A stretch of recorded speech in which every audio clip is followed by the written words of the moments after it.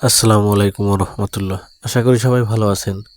তো একটা নদীর পাশ দিয়ে হাঁটতেছিলাম, দেখেন নদীটায় ভাঙ্গা নদী, অর্থাৎ নদীটা ভাঙতেছে।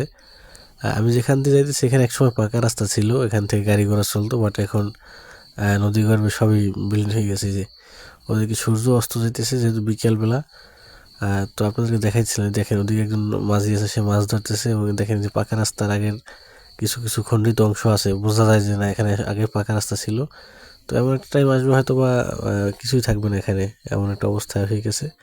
তো আমি হাঁটতেছিলাম, আমাদের সাথে আমাদের চাচা ছিল, সেও হাঁটতেছে। দেখেন এই যে একজন জেলে ভাই, সে নৌকো দিয়ে মাছও ধরতেছে, যে স্ক্রিনে দেখতে পাইতেছেন। খুব সুন্দর একটা দৃশ্য এবং খুব সুন্দর একটা সময়।